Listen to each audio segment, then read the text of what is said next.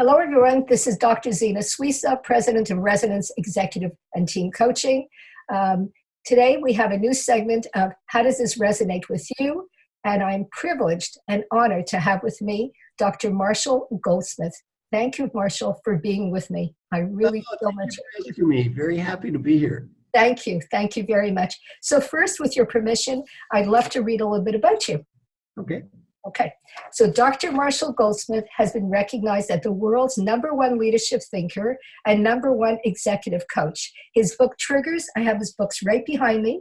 Triggers was a #1 New York Times and Wall Street Journal bestseller, as well as on the Amazon Best Business Book of the Year. Dr. Goldsmith is the author and editor of 35 books, which have sold 2 million copies, translated into 30 languages, and became bestsellers in 12 countries.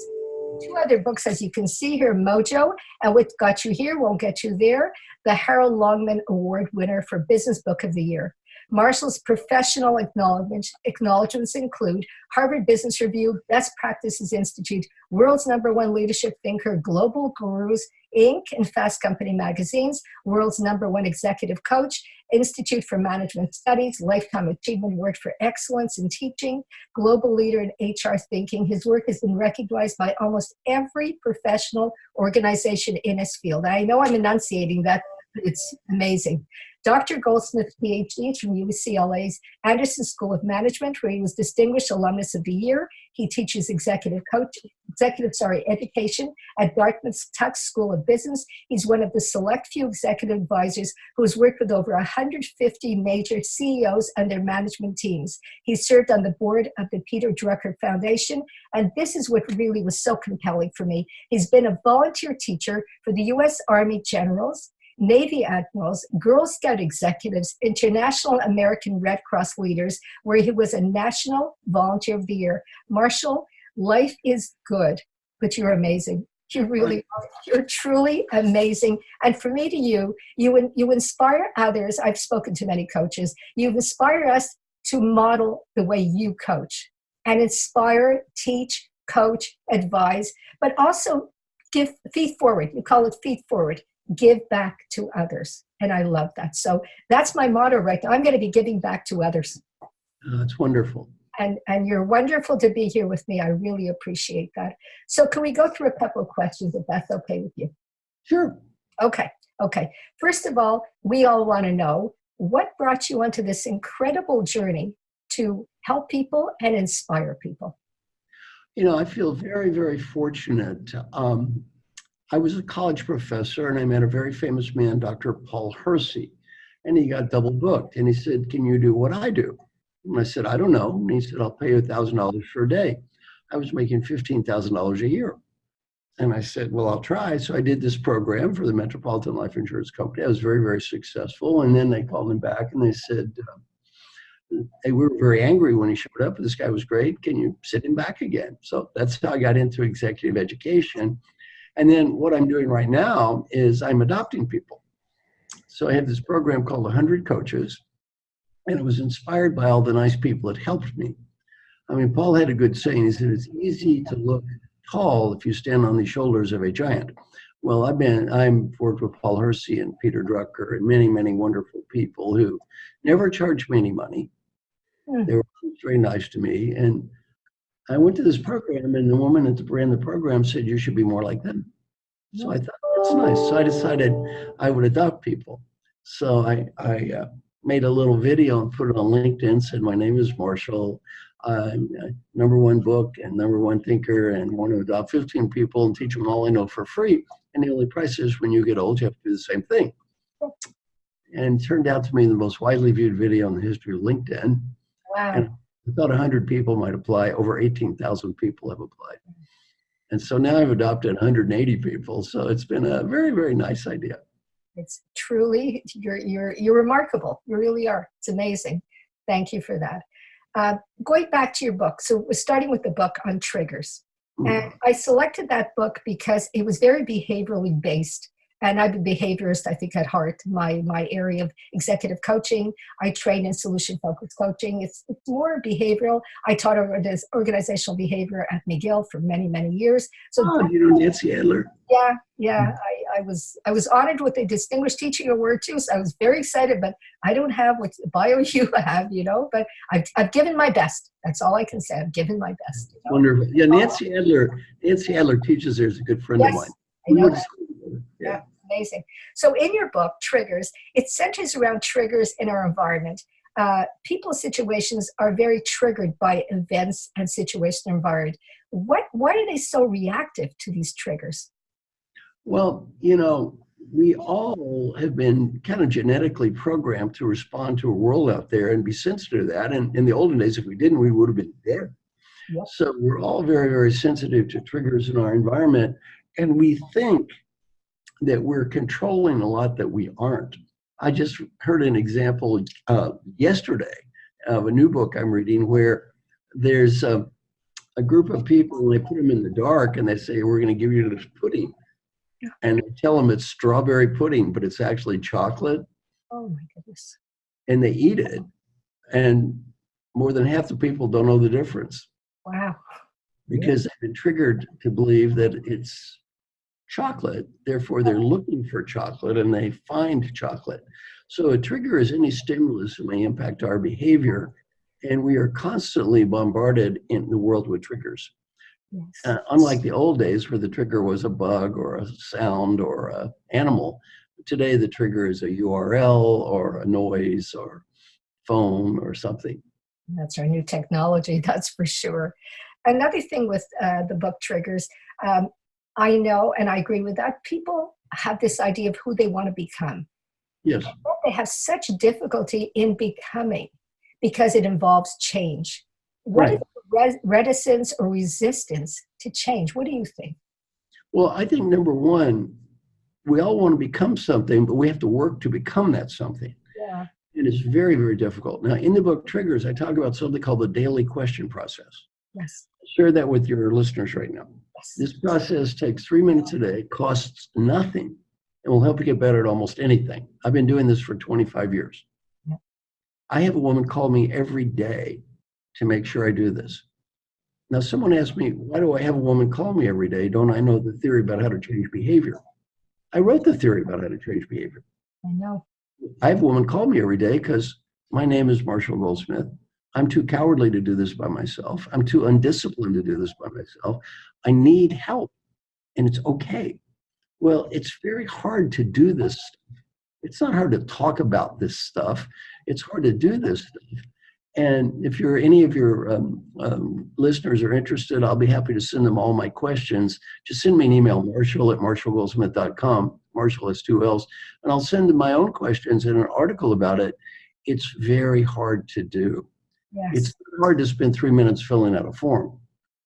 It's hard to spend 3 minutes facing the reality of our own lives. Because none of us, we all have this image of who we want to be. This beautiful image of nice, hardworking, dedicated, wonderful human being, blah, blah, blah, blah, blah, in perfect physical condition, goes on a healthy diet, all that stuff. That's all easy to talk and hard to live. And, what I've learned after doing this 25 years is life is real easy to talk and life is real hard to live. That was very good what you just said. Could you repeat that? Life is It's very easy to talk and very difficult to live. That's so true. It's so true. And the fact that you have somebody calling you and asking you questions it shows your humility. You're very humble. Yes. Would you agree? I think I'm humble at a level, but I'm also realistic. Yes. I mean, I'm humble to admit I do it. I'm realistic to do it. I'm not doing it because I'm humble. I'm doing it because I don't have someone kick my butt. I won't do it. Twyla Tharp is a famous choreographer. And she's had the same personal trainer for 27 years. Why? The trainer doesn't teach her anything new. True. That's why she looks great in her 70s. Trainer kicks her butt every day, makes her do what she knows she's supposed to do.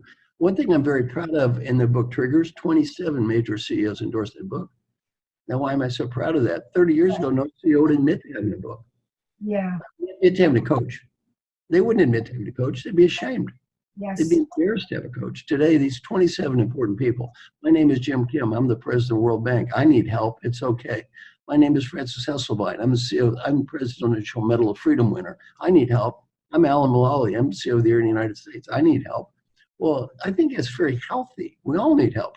Yes, yes. But I think you've started that. You started that, it's not shameful to need help. Right. And from one to the other to the other. And the idea is that they put their name out there that they need help. And Right. so therefore, we, the layperson, needs help as well. We all need help.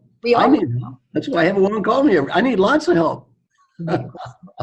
I think you're doing very well, Marshall, with what you're doing, but you're admitting that you need help. And it's admirable. It really is. I'm glad you say that. So thank you you sent me some slides on the wheel of change. And if you're okay with that, if we can go through that, I think that would be wonderful for the listeners. Okay. I'm just going to bring it up. Okay. And now, here we go.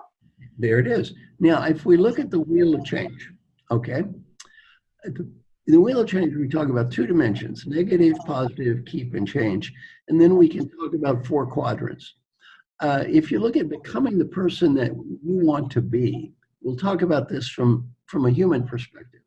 The first quadrant is called creating, positive change. Who's that new me I want to become? And we all want to become better, different in the future. The second one, though, is preserving. That's positive keep. What is it about the old me I don't want to change, that I want to keep or preserve? The third one is a negative change, eliminating. What do I want to get rid of? Yeah. And what is it? It's, I can't do everything. What do I need to eliminate? And finally, the fourth one is hard for some people to understand, and that's negative keep, accepting. What do I just need to make peace with? I'm not going to change it. I may not love it, but you know what? I just need to make peace, accept it. So if we look at these 4, we can talk about you looking at your life and planning your life and thinking, all right, it's a great little model for planning your life. Mm-hmm.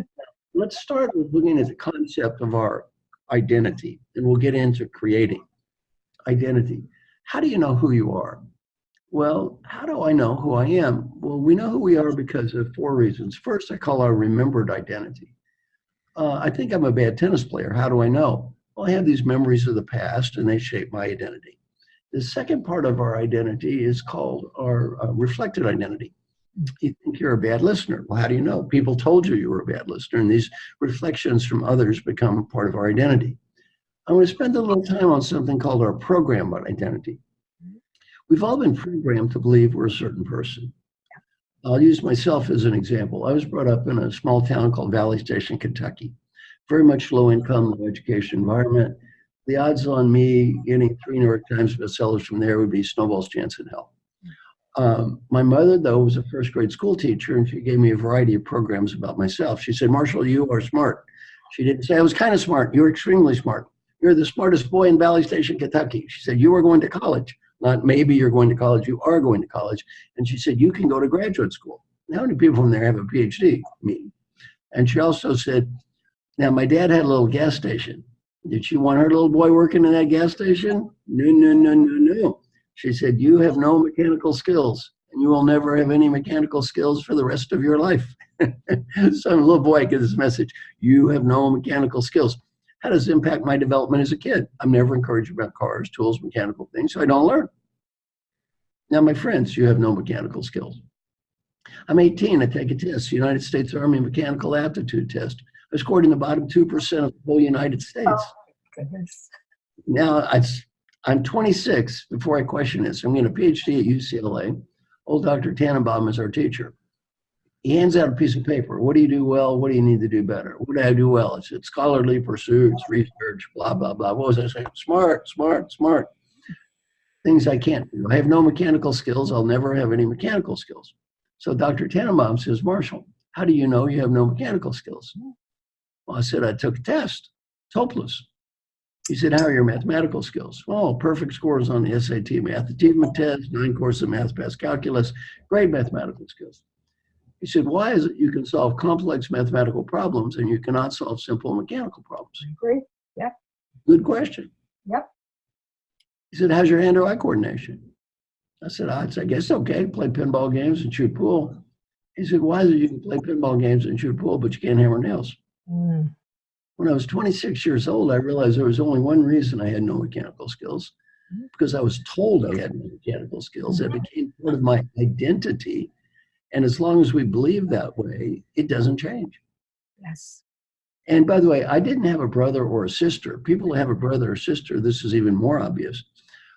They grow up becoming the pretty one, the smart one, the clever one, the lazy one, the fat one, something, right? And I was working in a hospital, and I asked people, how many of you had a brother or sister? And almost all of them did. Then I said, how many of you were programmed to believe you were the responsible one? Everyone in the room raised their hands, everyone. Yeah. Then I said, well, they talked about the good part of that, which a lot of it's good, but then 3 people started crying. Oh. One woman said, I'm sick of being responsible. I'm responsible for my mother, my father, my siblings, my kids. Another woman said the other people got to have more fun than me. Mm. Well, there's nothing wrong with being responsible. The problem is if you always have to be responsible. Yes. And then, by the way, there's nothing wrong with being smart.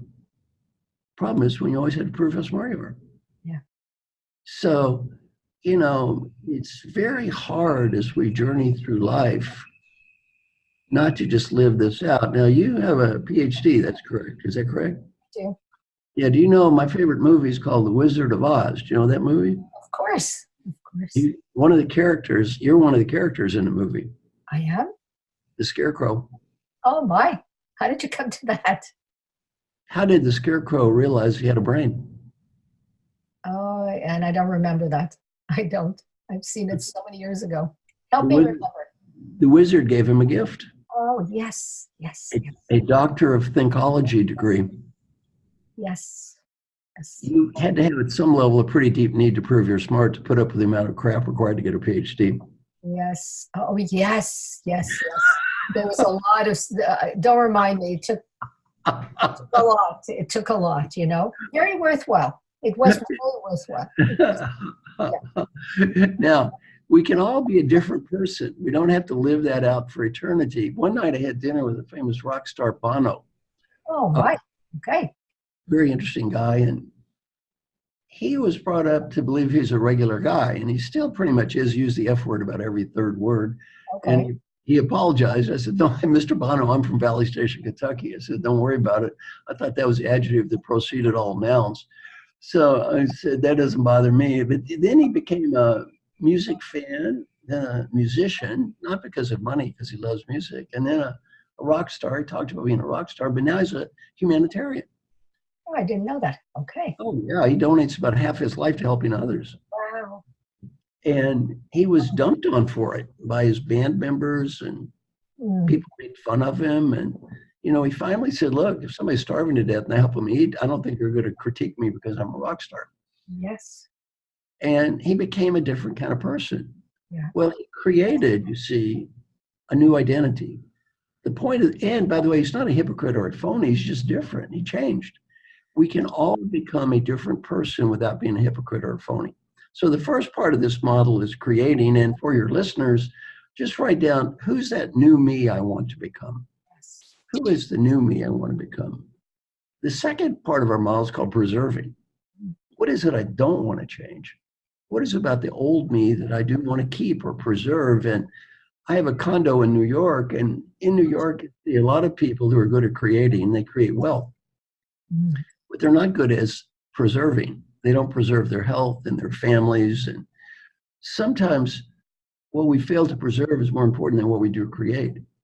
So it's important in life to look at creating, who's the new me I want to become, but also preserving. What is it I don't want to change? And then the next part of our model is eliminating. What is it I need to get rid of? Because if all we do is create and preserve, we get chronically overcommitted.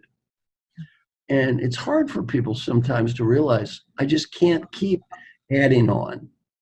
I just can't keep everything I have and adding on more and more stuff. I run out of space. So we also need to look at, what do I need to eliminate in my life?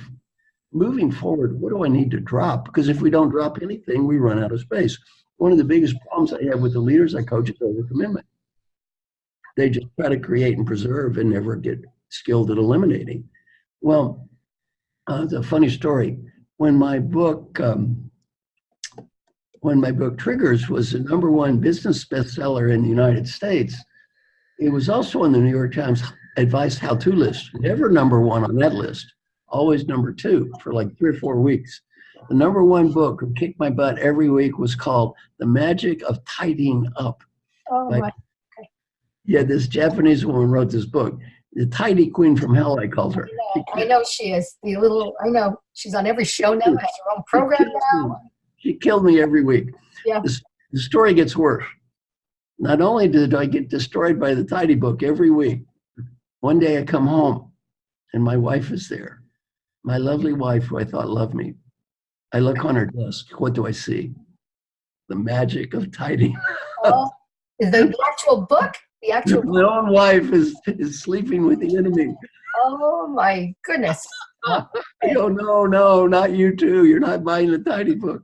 But anyway, the woman in the book does make a great point. That's why she's so popular. Yeah. We do need to ask, what do I need to get rid of here? And then the final part of our model is, now I'd like you to scroll down on the slides or something that says AIWATT. Show that slide. That one, yeah. The final part of our model is called accepting. What is it that I don't love, but I'm not going to change anyway? What do I need to make peace with? And there's a great thing in the book. And if you don't learn anything from me today, all your listeners, but this, it's a good session. Ask yourself this question before you do anything. Am I willing at this time to make the investment required to make a positive difference on this topic? If the answer is yes, go for it. If the answer is no, let it go. This is so helpful in my life and for other people's lives. The great Peter Drucker taught me a lesson. He said, our mission in life is to make a positive difference, not to prove we're smart, not to prove we're right. And we get so lost proving how smart we are and right we are, we forget we're not on earth to prove we're smart.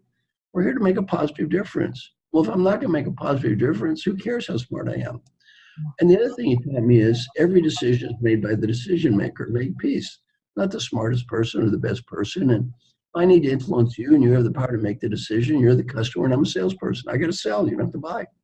Well, how much of our lives are wasted dealing with stuff we're not going to change anyway? My condominium in New York, one of my neighbors was a young woman named Lindsay Lohan. Oh my, okay. You heard of Lindsay Lohan before?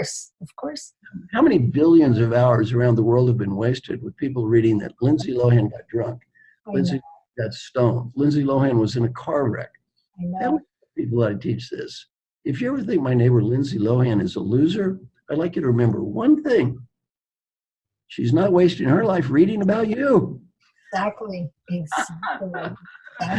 not wasting her life reading about you. Who's the loser here? At least it's her life, right? But it's terrible the way they made her into this persona, which I don't buy. I just don't buy it. Well, the point is, why waste your time reading about Exactly. Lindsay Lohan? Donald Trump doesn't care about you. Lindsay Lohan, the football team doesn't care about you. We waste our lives reading and talking about these other people. Our research that I did with my daughter Kelly, she's a professor at Vanderbilt, it was pretty clear. The more hours we spend on vicarious living, the less satisfied we are with our own lives. Yeah. You want to have a great life? Live your own life. Don't live Lindsay Lohan's life or Donald Trump's life or the football team's life. Live your own life. The movie star's life. Yeah, they don't care about you. There was only one, and she won yesterday the tennis. She won over Serena Williams.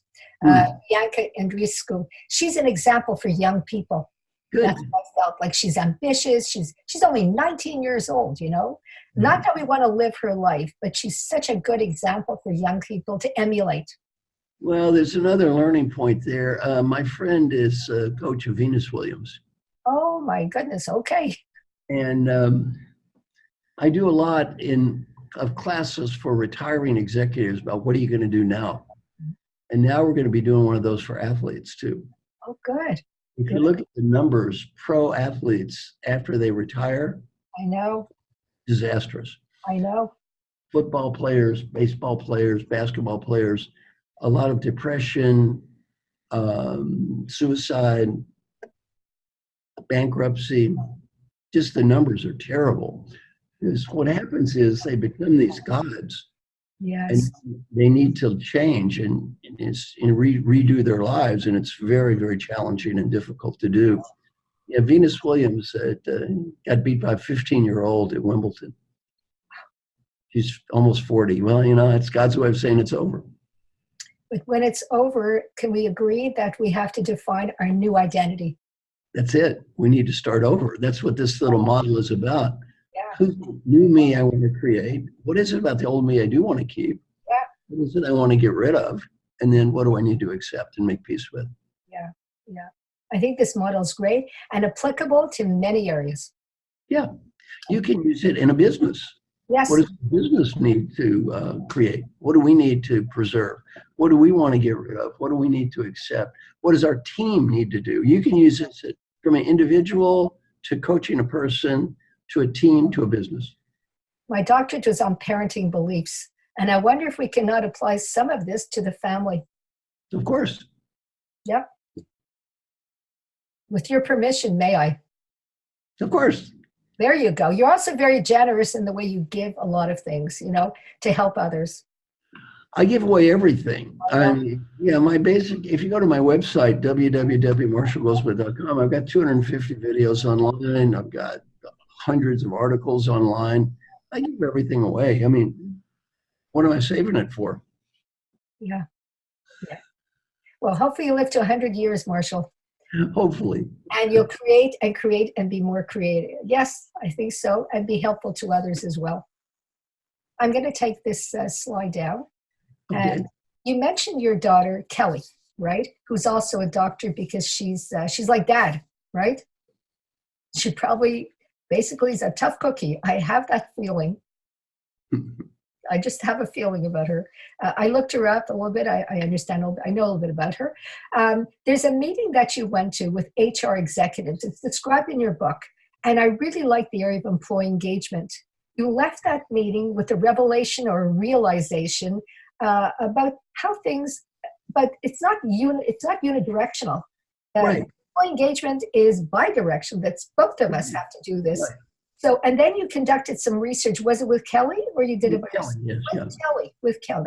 Isn't that amazing? Father-daughter doing research is amazing, Can you tell us maybe what was the realization and what did you come away with from the research? Well, what we did is I went to a program called it was the American Human Resource Academy. National Academy of Human Resources. And I'm a fellow in this academy. And these are three heads of HR from huge companies. Yeah. And they talked about employee engagement. And everything, they were given a mission. Tell us everything you know about employee engagement. And it was all good, by the way. Yeah. They're very good people. So they talked about empowerment, and they talked about recognition and fairness and blah, blah, blah, on and on. I've been hearing the same stuff for 30 years, by the way. Yeah. I hadn't heard for 30 years. And they went on, and then they said global employee engagement is an all-time low. So I'm thinking, wait a minute, if you're all so great and we know this stuff, why is global employee engagement an all-time low? And then I've realized something. 100% of the dialogue was, what can the company do to engage you? And absolutely 0% was, what can you do to engage yourself? Right. By the way, this is not an exaggeration. 100%, it's the company's problem. 0%, it's the employee's problem. 100, 0. Then it reminded me of the famous John Kennedy speech. He gave a speech when he was inauguration, ask not what your country can do for you, ask what you can do for your country. Yeah. This was all the opposite of the John Kennedy speech. Yeah. 100% it's their problem, 0% it's your problem. Then I realized that they're missing half of an equation. Well, my daughter and I started doing some research on this. And what we found out is that people who are engaged at work are engaged at home. Mm-hmm. And people who are not engaged at work are not engaged at home. In other words, if you're miserable at work, you tend to be miserable at home. Well, if the key variable in employee engagement is the company, why are people who are miserable at work the same people who are miserable at home? Home doesn't have anything to do with the company. Well, because they're miserable people. And what we started realizing is a lot of employee engagement has nothing to do with the company. A lot of it has to do with the person. And we started getting people to ask themselves these 6 questions every day. And these are my first 6 questions on the daily Question one is, and they all begin with, did I do my best? Yes. Why? So you can't blame that on the company. No. That's why we phrase it. You can't blame that on the company. It just says, did I do my best to? Number one, set clear goals. Rather than saying, did the company set clear goals for me? Did I do my best to set my own goals? Number two, did I do my best to make progress toward achieving my goals? Did I do my best to find meaning? Did I do my best to be happy? Did I do my best to be fully engaged? And did I do my best to build positive relationships? 6 simple questions. Yeah. And our research on this is amazing. If you just ask yourself these 6 questions every day, what we found, the numbers are incredible. A huge percentage of the people 37% got better at everything. Right. 2/3 got better at 4 out of 6. 91% got better at something. And only 9% stayed the same, and almost no one gets worse. Why, every day you start asking yourself the one question you can't blame on others: did I do my best? And that's one thing nobody can control but us. Yeah. You know, while you were talking, I was thinking of students, that this would be a really good idea for students to ask themselves. Yeah. Did I do my best? They do. Yeah, because they blame the teacher. That's a boring class. The teacher's no good. Course is stupid, Trick question. I got that all the time too, But this would be a great idea to bring into the classroom, even at a younger age. Right. Did I do my best? And if you take on American Airlines, I have over 11 million frequent flyer miles. Well, if you take a typical 3-hour flight, there's one flight attendant's positive, motivated, upbeat, enthusiastic. One's negative, bitter, angry, and cynical. Same plane, same uniform. What's the difference? The difference is not the outside, the difference is what's on the inside. Yeah, yeah. And we can't necessarily control the outside. We can control the inside. You gave me some insight into something too. 2 children, very different. One child is very ambitious, they want the best for themselves. And the second one, same parents, and so different. Right. Yeah, and it's not all about the parents or the company. It's not. No. Well, Marshall, I can't thank you enough. I think this has been wonderful, so insightful. I'm so happy to meet you. I'm honored to meet you. I really am. I think what inspires me most about you is that you want to give back. I'm very happy about one thing. Someone's making a movie about my life now, a documentary. That's amazing. Yeah, it'll be out next year. And they interviewed many people, and they said, give me one word to describe me. And the one word that came up the most was generous. Yes, yes. To me, it's generous and humility. And I wrote you that too. Very wise, very generous, and very humble. Thank you. Because you've done amazing things, and yet you were a guy, a man. Yeah, thank you. Thank you so much, Marshall. I so much appreciate it. And I look forward one day to meeting you. I'd love to meet you one day. Thank you. Thank you. Bye-bye.